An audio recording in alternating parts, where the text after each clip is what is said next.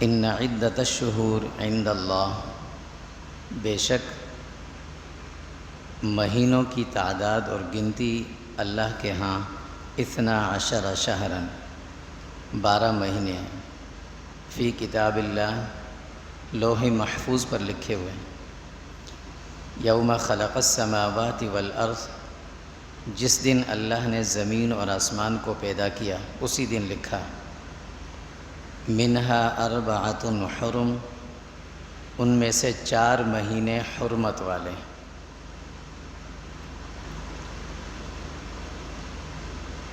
حضرت ابو بکر رضی اللہ تعالیٰ عنہ ایک صحابی ہیں، وہ فرماتے ہیں کہ رسول اللہ صلی اللہ علیہ وسلم نے ارشاد فرمایا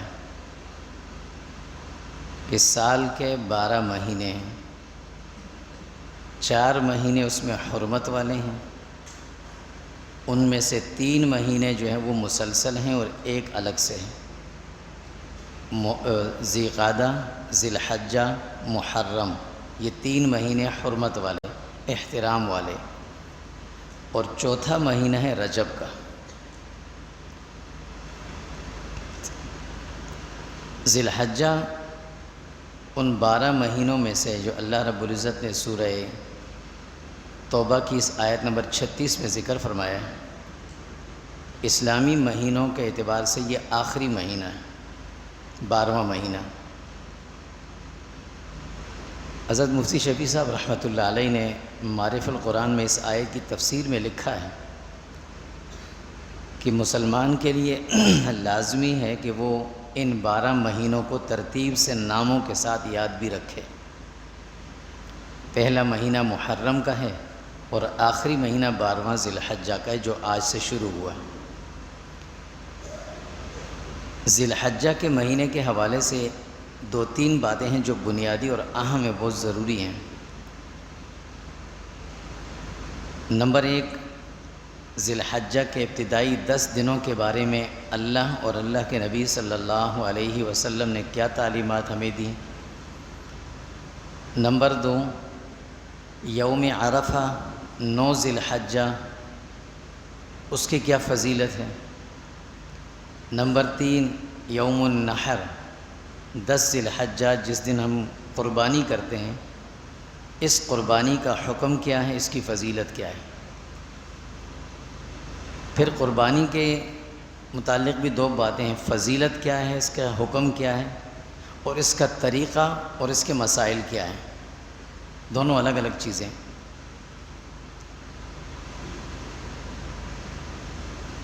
اس کے پہلے حصے میں آج ہم کوشش کرتے ہیں کہ ذی الحجہ کے 10 دنوں کے بارے میں اللہ رب العزت کیا فرماتے ہیں اور اللہ کے نبی صلی اللہ علیہ وسلم کی کیا تعلیمات ہیں، اور قربانی کا حکم کیا ہے۔ یوم عرفہ اور قربانی کے مسائل انشاءاللہ اگلے جمعے اس پر بات کریں گے۔ اللہ رب العزت نے جو یہ 12 مہینے رکھے ہیں نا، یہ 4 جو حرمت والے مہینے ہیں، اتفاق یہ دیکھیں کہ ان میں رمضان کا نام نہیں شامل، رمضان ان حرمت والے مہینوں میں شامل نہیں ہے، لیکن اس کی اپنی فضیلت ہے اور ذی الحجہ کی اپنی فضیلت ہے، آپس میں کوئی ٹکراؤ نہیں ہے، اس کا کوئی تقابل نہیں ہے۔ 12 مہینوں کا اس کی سرداری اور سردار جو ہیں بڑے ہیں، وہ رمضان کا مہینہ ہے، بڑی فضیلت اسے حاصل ہے، لیکن حرمت اور احترام ذی الحجہ کے مہینے کو بھی حاصل ہے، بلکہ اس کو زیادہ حاصل ہے۔ ادھر اگر لیلۃ القدر ہے تو ادھر یوم عرفہ ہے، لیلۃ القدر رمضان میں آتی ہے اور یوم عرفہ ذی الحجہ کے مہینے میں، دونوں کی بڑی شان اور بڑی عظمت ہے۔ اسی لیے علماء نے ایک بہترین تطبیق بتائی ہے، فرمایا کہ راتیں رمضان المبارک کی افضل ہیں، راتوں کو کی جانے والی عبادت وہ رمضان میں جو عبادت ہوتی ہے وہ سب سے افضل ہے، اور دن میں کی جانے والی عبادت اور نیک اعمال یہ 10 ذی الحجہ کے ان 10 دنوں میں کیے جائیں، یہ افضل ہے۔ گویا راتیں رمضان کی افضل، دن ذی الحجہ کے 10 دنوں کے افضل۔ رمضان ذی الحجہ کے 10 دنوں کے بارے میں اللہ کے نبی صلی اللہ علیہ وسلم کیا فرماتے ہیں؟ عبداللہ ابن عباس رضی اللہ تعالیٰ عنہ فرماتے ہیں کہ اللہ کے نبی صلی اللہ علیہ وسلم نے ارشاد فرمایا کہ اللہ رب العزت کو اپنے بندے کے نیک اعمال میں، جو بھی بندہ نیک اعمال کرتا ہے، وہ نیک اعمال ان 10 دنوں میں جتنے محبوب ہیں اتنے کسی اور دنوں میں محبوب نہیں ہیں۔ یعنی اللہ رب العزت اپنے بندے کی اس نیکی کو بڑے اونچے عوض اور معاوضے کے ساتھ قبول فرماتے ہیں جو ان 10 دنوں میں کی جائے۔ عام دنوں میں بھی اللہ کرتا ہے، ظاہر نماز عام دنوں میں روز انسان پڑھتا ہے، روزہ رکھتا ہے، لیکن یہی عمل ان 10 دنوں میں اللہ کو زیادہ محبوب ہے کہ ان 10 دنوں میں خوب محنت سے کی جائے۔ یہ اللہ کو زیادہ پسندیدہ ہے، اس لیے کہ ان دنوں کی فضیلت زیادہ ہے۔ عبداللہ ابن عمر رضی اللہ تعالیٰ عنہ کی ایک روایت، اللہ کے نبی صلی اللہ علیہ وسلم فرماتے ہیں کہ یہ بڑے عظمت والے ایام ہیں، بڑی شان والے دن ہیں یہ 10 دن، یہ عشر ذی الحجہ جنہوں کہا جاتا ہے۔ اور فرمایا اللہ کے نبی صلی اللہ علیہ وسلم نے کہ اس میں جو عبادات کی جاتی ہیں وہ عبادات باقی دنوں کے بنسبت اللہ کو زیادہ محبوب ہیں۔ اور پھر اللہ کے نبی صلی اللہ علیہ وسلم نے کچھ تسبیحات بھی بتائیں اسی روایت میں، فرمایا کہ ان دنوں میں تسبیح، تحلیل، تکبیر اور تحمید زیادہ کیا کرو۔ تسبیح کسے کہتے ہیں؟ سبحان اللہ، سبحان اللہ۔ تحلیل لا الہ الا اللہ، لا الہ الا اللہ، اس کو پڑھتے رہیں۔ تکبیر اللہ اکبر، اور تحمید الحمدللہ۔ وہ ان سب کو ملائیں، سبحان اللہ والحمدللہ ولا الہ الا اللہ واللہ اکبر بن جائے، یہ پورا ایک کلمہ بن جائے گا۔ فرمایا ان 10 دنوں میں اللہ کو یہ بہت زیادہ محبوب ہے۔ اللہ کے نبی صلی اللہ علیہ وسلم فرمایا اس کو زیادہ پڑھا کریں۔ باقی عبادات تو اپنی جگہ ہوتی ہیں، ہم اپنی عبادات میں بلکہ روز مرہ کی تسبیحات میں ان 4 کلموں کو اب شامل کر لیں گے 10 دن تک، سبحان اللہ والحمدللہ ولا الہ الا اللہ واللہ اکبر۔ یہ اللہ کو زیادہ محبوب، اللہ کے نبی صلی اللہ علیہ وسلم نے یہ تسبیح ہمیں بتائی۔ حضرت ابو ہریرہ رضی اللہ تعالیٰ عنہ کی ایک روایت ہے، فرماتے ہیں کہ اللہ کے نبی صلی اللہ علیہ وسلم فرمایا کہ ان 10 دنوں کا جو روزہ ہے نا، 10 نہیں بلکہ 9، 10ویں کو تو وہ ہے یوم النحر کو تو روزہ نہیں ہو سکتا، ان 9 دنوں میں ہر دن کا روزہ 1 سال کے روزوں کے برابر ثواب رکھتا ہے، اور ہر رات کی عبادت شب قدر کے برابر عبادت کا ثواب رکھتی ہے۔ تو اب گویا ہمیں ایک عمل اور بھی پتہ چل گیا کہ ان 10 دنوں میں رسول اللہ صلی اللہ علیہ وسلم نے کے معمولات کیا تھے، ہمیں کیا بتائیں۔ ایک تو ہم روزہ رکھنے کی کوشش کریں گے، یکم، آج تو یکم ہی ہے، 2، 3، 4، 5، 6، 7، 8 وقت 9 کے روزے کی تو پھر الگ ہی فضیلت ہے، انشاءاللہ اگلے جمعے اس میں بات کریں گے، وہ اس کی تو الگ ہی فضیلت ہے۔ ان 8 دنوں میں جتنے بھی ہو سکیں ہم سے 2، 4، 1 جتنے بھی ہم روزے رکھ لیں گے۔ اور دوسرا یہ جو اللہ کے نبی نے 4 کلمات اور تسبیحات کے بتائے تھے، یہ ہم روزانہ اس کو اپنے عمل میں لائیں گے انشاءاللہ، یہ کرتے رہیں گے۔ تو اللہ کے نبی صلی اللہ علیہ وسلم نے ان 10 دنوں کے بارے میں یہی ہمیں تعلیمات دیں۔ ہر عبادت اور ہر کام کی طرح ہر عبادت کا ایک اپنا مزہ ہوتا ہے، لیکن موقع اور محل پر جو کام کیا جائے نا اس میں مزہ زیادہ آتا ہے۔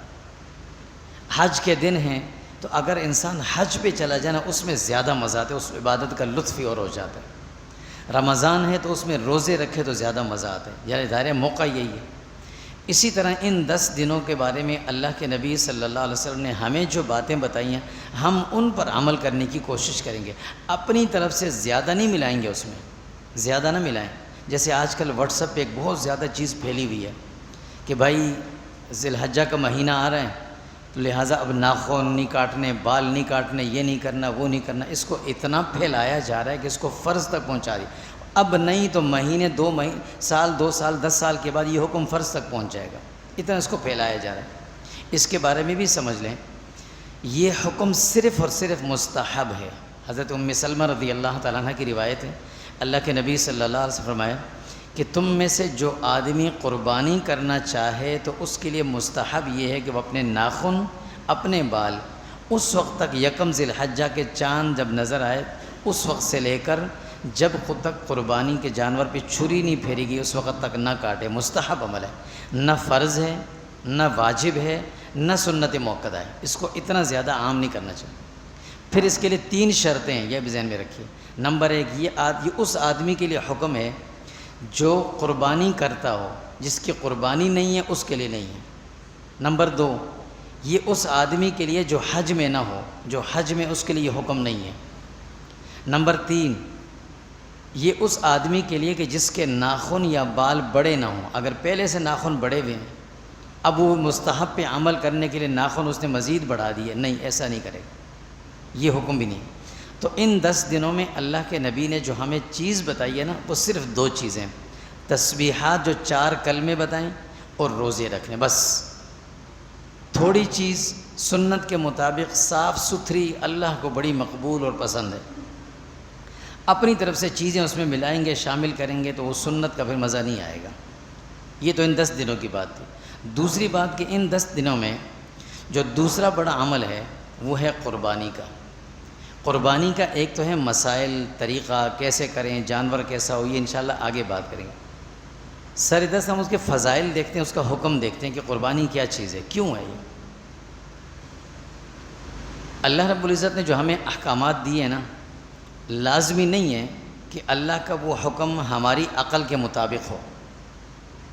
اللہ قرآن میں بار بار کیوں کہتے ہیں وَهُوَ الْعَلِيمُ الْحَكِيمُ، علیم الحکیم۔ تمہیں نہیں پتہ چلے گا کہ یہ کام کیوں کر رہے ہیں، وہ جانتے ہیں، تم کرو بس، تمہیں جس نے کام پہ لگایا تم کرو۔ اب ان باتوں میں، ان اعمال میں سے ایک عمل ہے قربانی، جو بظاہر انسان کی عقل سے میل جوڑ نہیں کھاتا، لیکن اصل میں یہی مسلمان کا امتحان ہے۔ بھئی اس دن جانوروں کو ذبح کر دو۔ اگر انسان اپنی عقل استعمال کرے نا تو بھئی کیا ہمیں گوشت کی کمی ہے؟ گوشت ہم کھاتے ہی رہتے ہیں، کیوں جانور کو ذبح کریں، کیوں ان کی نسل کشی کریں؟ پھر تو بہتر یہ پیسہ ہم کسی اور کام پہ لگا دیں۔ لیکن اللہ کہتے ہیں نہیں، میں نے کہہ دیا، تم نے کرنا، یہی تمہارا امتحان ہے۔ اگر یہ سوال کرنا ہوتا نا تو ابراہیم علیہ السلام اللہ سے پوچھتے، اللہ یہ کیا کہہ رہے ہیں آپ، انسان کو ذبح کرنا، قتل کرنا جائز ہے کیا؟ اور پھر بچوں کو مارنے کا، بچوں کو قتل کرنے کا حکم تو آپ نے جنگ میں بھی نہیں دیا، کہ کافروں سے جنگ بھی چل رہی ہو، سامنے بچہ آ جائے کافروں کو، اس کو نہیں مارنا، آپ کہتے ہیں بچوں کو ذبح کر دیں۔ سوال نہیں پوچھا ابراہیم علیہ السلام، اللہ کا حکم تھا، کرنا ہے۔ حضرت ابوبکر صدیق رضی اللہ تعالیٰ عنہ کو صدیقیت کا درجہ ایسے تو نہیں ملا تھا۔ حضور صلی اللہ علیہ وسلم معراج سے واپس آئے، جب بات بتائی لوگوں کو، اب عقل تو نہیں مانتی، اس وقت بھی نہیں مانتے تھے لوگ، یہ کیسے ہو سکتا ہے کہ ایک رات میں آدمی مکہ سے وہاں جائے فلسطین سے جائے آسمانوں پر، وہاں سے سفر کر کے پھر فلسطین، پھر وہاں سے آئے مکہ، اور رات ویسے کی ویسے، یہ کیسے ہو سکتا ہے؟ ابی ابن خلف ابو بکر کے پاس گئے کہ بتاؤ بھائی، اگر ایک آدمی کہے کہ میں ایک رات میں یہاں سے وہاں، وہاں سے وہاں، ادھر سے ہو کر آ گیا، تم مانو گے اس بات کو؟ ہم اور آپ ہوتے نا، ہم کہتے ہیں نہیں بھائی، ہم تو نہیں مانتے اس بات کو، کیسے ہو گیا، ڈھونڈتے۔ ابو بکر اللہ رب العزت نے ان کو فہم دیا تھا، کہا یہ کہنے والا کون ہے، کس نے یہ بات کہی ہے؟ کہا وہ تمہارے دوست نہیں ہیں جو محمد، وہ یہ باتیں کرتے ہیں۔ ابو بکر فرمانے لگے تو اس میں پھر شک کیا ہے، تمہیں شک کس بات پہ، یہ تو یقینی ہے۔ پھر تبھی تو اللہ کے نبی نے فرمایا تھا انت صدیق، آپ تو صدیق ہیں۔ فَأُولَئِكَ مَعَ الَّذِينَ أَنْعَمَ اللَّهُ عَلَيْهِمْ مِنَ النَّبِيِّينَ وَالصِّدِّيقِينَ۔ اللہ فرماتے ہیں نبی کے بعد کا درجہ صدیقیت کا ہے، جو ان کو حاصل ہوا تھا۔ وہ کس لیے حاصل ہوا تھا؟ انہوں نے سوال نہیں پوچھا تھا کیسے ہو گئے، کیسے گئے، یہ نہیں پوچھا تھا۔ اللہ کا حکم ہے قربانی کرنی ہے، جانور کو ذبح کرنا ہے تو بس کرنا، یہی امتحان ہے۔ دیکھنے کے بعد پھر امتحان دینا، اس میں تو مزہ نہیں آتا، پھر تو اس کو امتحان نہیں کہتے۔ امتحان وہ ہوتا ہے جو دیکھنے سے پہلے اللہ کا حکم ہے، ہم نے کر دیا بس کامیاب ہے، اس کے بعد تو پھر مزہ نہیں آئے گا اس میں۔ اللہ رب العزت کا حکم ہے کہ جانور ذبح کرنا ہے، بس کرنا ہے۔ ضروری نہیں کہ یہ بات ہماری عقل میں آئے یا نہ آئے۔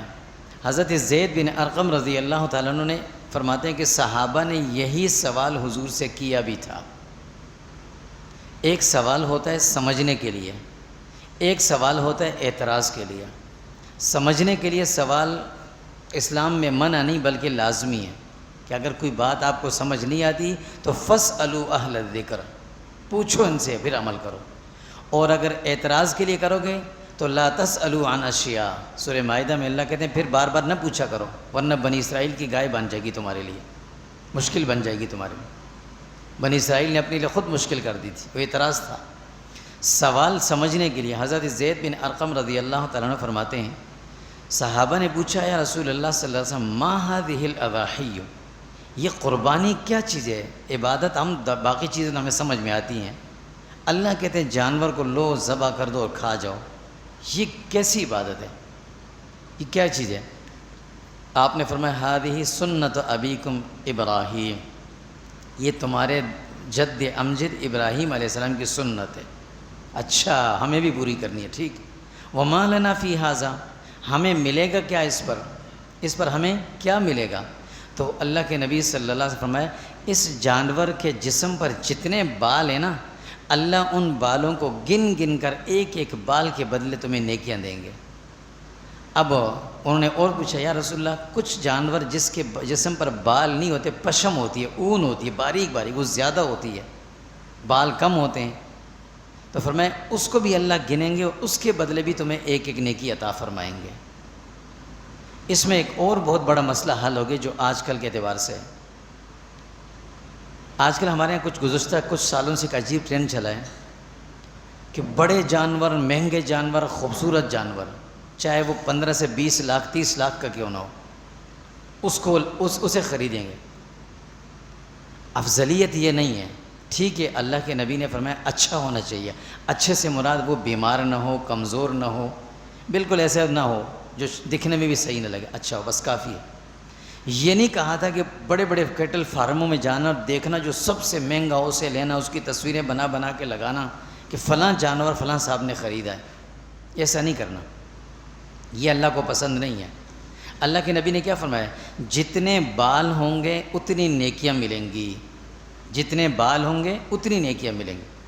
اب اگر اللہ نے ایک آدمی کو استطاعت دی ہے وہ 20 لاکھ والا جانور خرید سکتا ہے، تو اس کے لیے بہتر یہ نہیں ہے کہ وہ 20 لاکھ کا مہنگا جانور خریدے، اس کے لیے بہتر یہ کہ وہ 20 لاکھ کے 20 جانور خرید لے، بال بھی زیادہ ہو جائیں گے، نیکیاں بھی زیادہ ہو جائیں گی، اور فقراء مساکین غریبوں تک گوشت بھی زیادہ پہنچ جائے گا، یہ زیادہ افضل ہے۔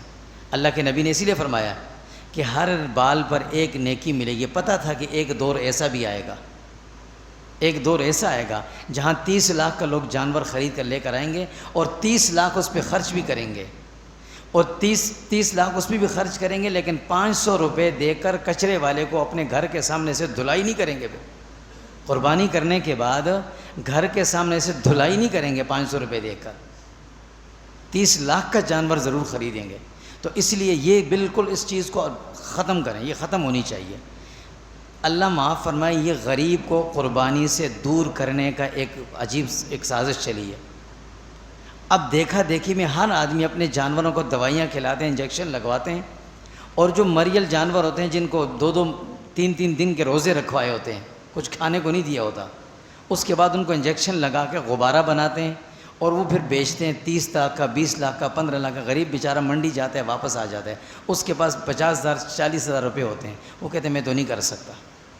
یہ ایک آج عجیب ٹرینڈ چل پڑا ہے ہمارے ملک میں، یہ اس چیز کو ختم کریں۔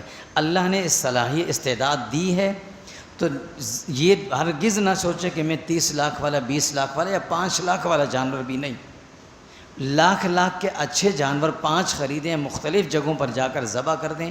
آپ نے گوشت نہیں کھانا کوئی بات نہیں ہے، بہت سے غریبوں کو مل جائے گا، اور آپ کا فائدہ یہ ہوگا کہ 5 جانوروں کے جسم پر بال زیادہ ہوں گے یا ایک کے زیادہ ہوں گے، وہ چاہے 20 لاکھ کے کیوں نہ ہو، بال تو اتنے ہی ہوں گے نا، ہمیں نیکی ملے گی بال کے بدلے۔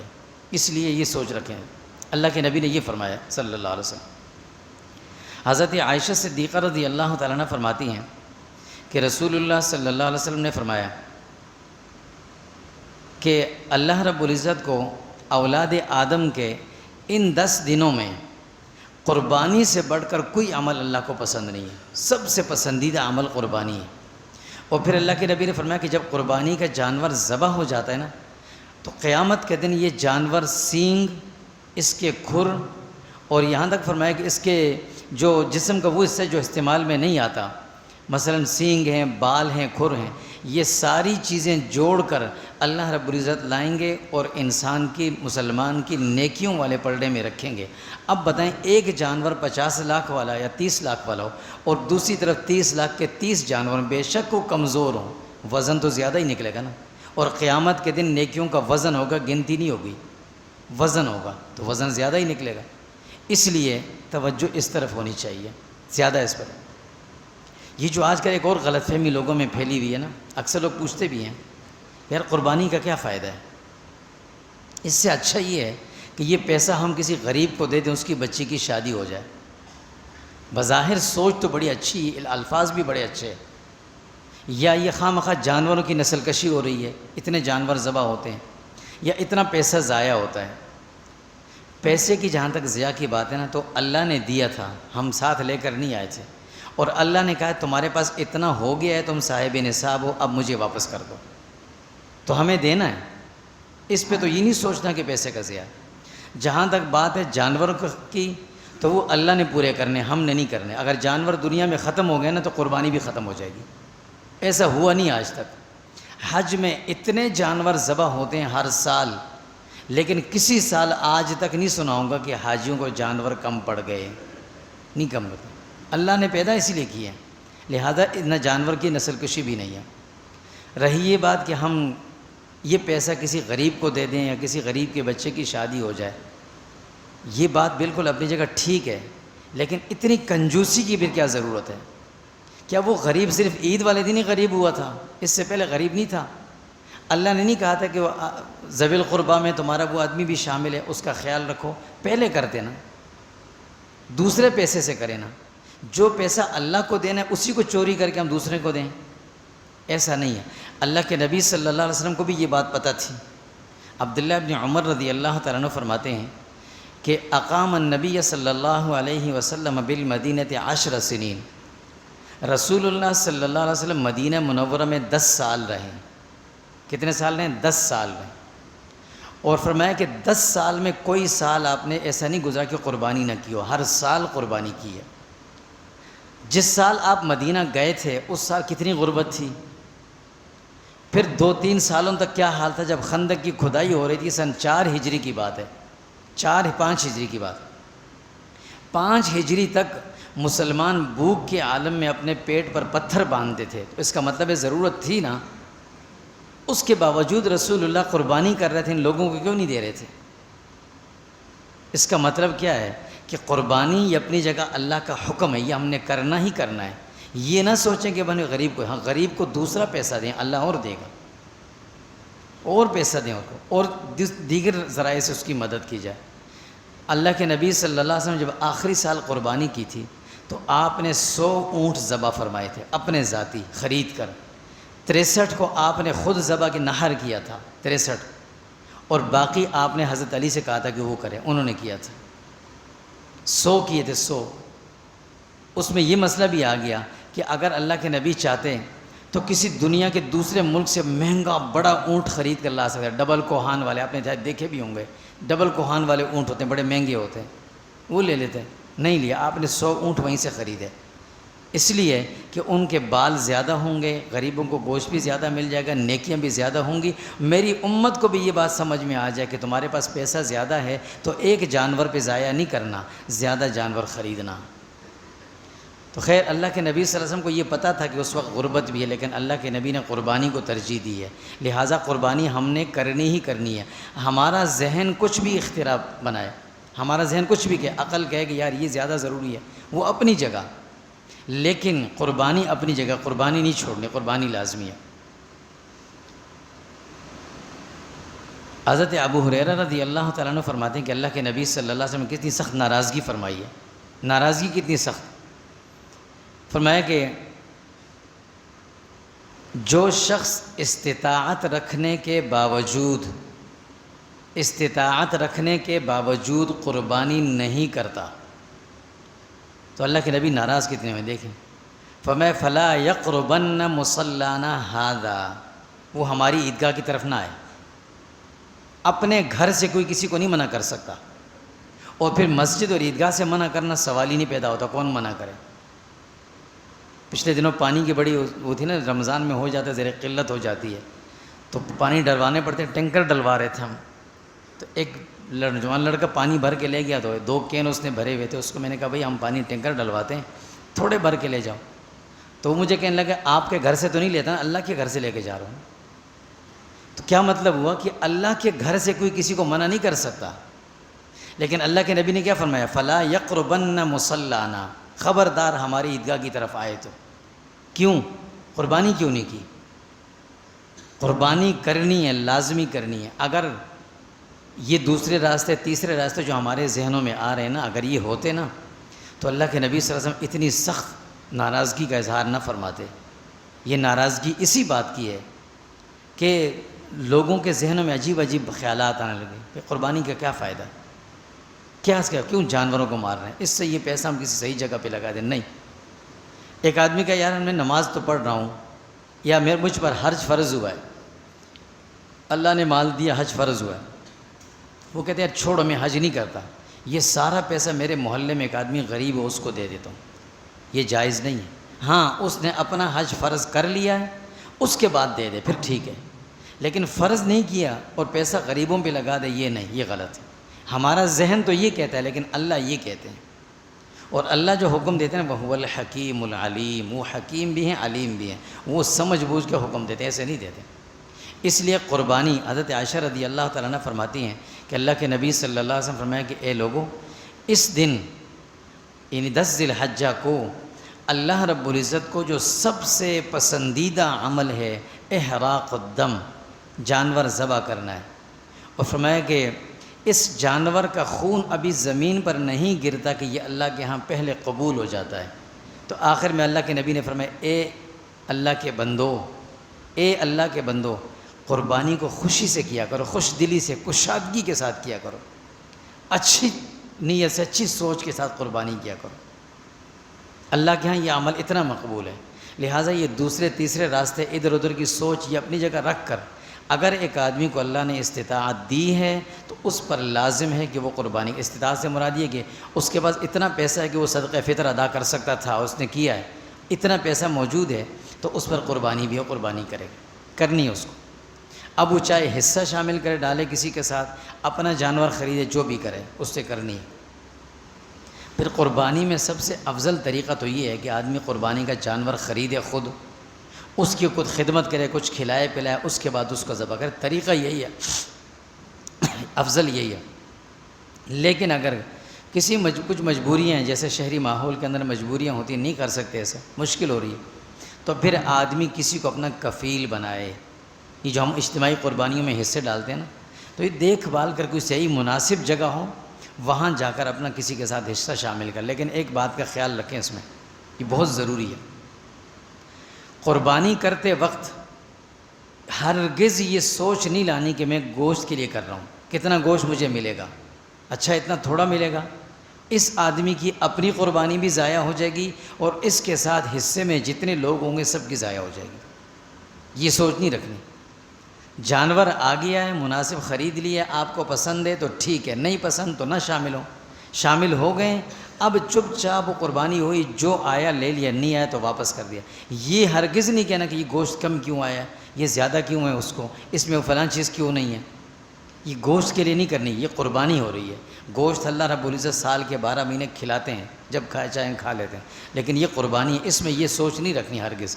کسی ایک آدمی کا حصہ بھی اگر ضائع ہو گیا نا قربانی، یا وہ قبول نہ ہوئی، یا پیسہ حرام کا اس میں شامل ہو گیا، تو سب کی قربانی ضائع ہو جاتی ہے.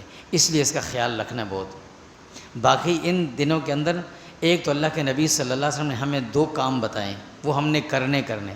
ایک سب سے آسان ہے، سبحان اللہ والحمد للہ ولا الہ الا اللہ واللہ اکبر، یہ تسبیح پڑھنی ہے 10 دن میں.